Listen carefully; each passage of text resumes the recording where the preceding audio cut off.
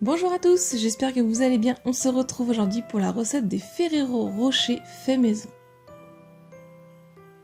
Il vous faudra 100 g de gaufrettes nature si possible, 220 g de pâte à tartiner, 200 g de chocolat au lait, 100 g de noisettes en poudre, environ 20 noisettes entières et décortiquées, et 25 g de noisettes en éclats, ou sinon vous pouvez trouver facilement en commerce du pralin. Je commence dans mon robot mixeur par venir y mettre la moitié des gaufrettes. Et je vais venir les mixer en petits à-coups pour pas en faire une fine poudre, pour en laisser quelques morceaux assez gros.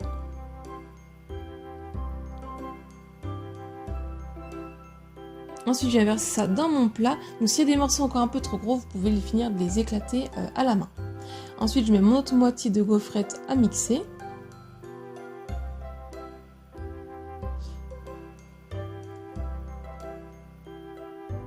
J'y ajoute ensuite la poudre de noisette, la pâte à tartiner. Si elle est trop dure, vous pouvez la passer un petit peu 10 secondes au micro-ondes.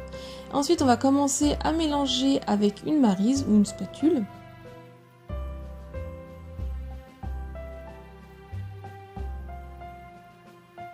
Et ensuite, pour plus de facilité, on va continuer de mélanger avec les mains.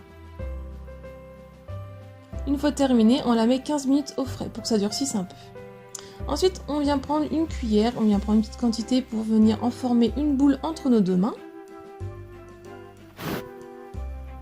Je forme un creux au milieu et j'y mets ma noisette entière. Je referme et là, délicatement, on va venir reformer une boule. Donc délicatement, si vous appuyez trop, ça va se détruire. Et on vient la poser sur une feuille de papier de cuisson. Au bout de 3 boules faites, vous allez avoir les mains très sales et vous allez voir que ça va bien moins prendre. Donc au bout de 3 fois que vous faites la boule, n'hésitez pas à vous laver les mains car ça accroche beaucoup mieux avec les mains propres.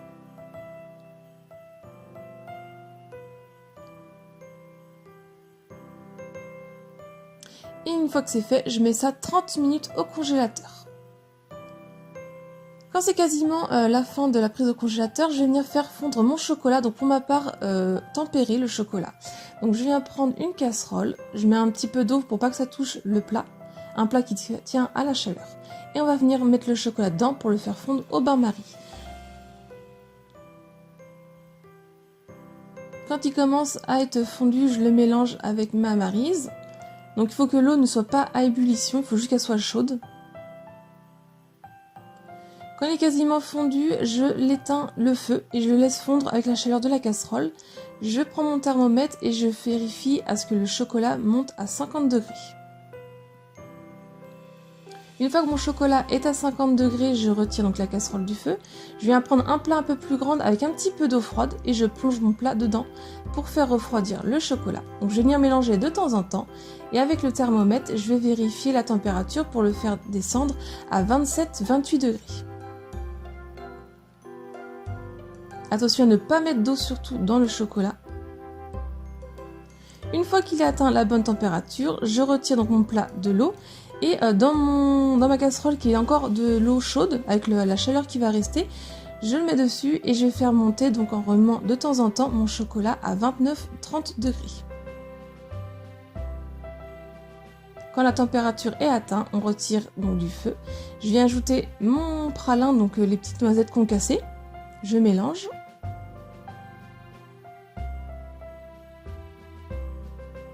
Et ensuite, je viens prendre donc mes boules, une grille, et je vais venir avec une fourchette ou sinon avec un cure-dent, plonger mes boules dans ma préparation de chocolat et je les enrobe bien de chocolat.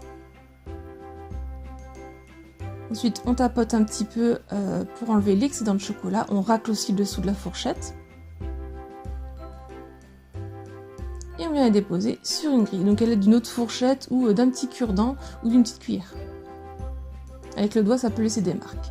Une fois que c'est terminé, on va pouvoir les mettre au frais pendant 10 à 15 minutes pour que le chocolat fige. Et vos Ferrero sont prêts.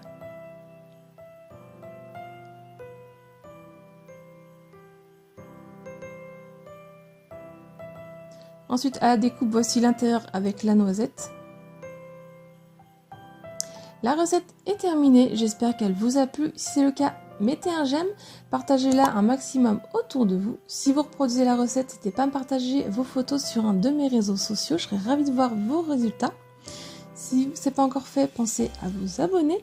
Et si vous voulez voir d'autres recettes, je vous laisse cliquer sur le côté. Et moi, je vous dis à très vite. Bye!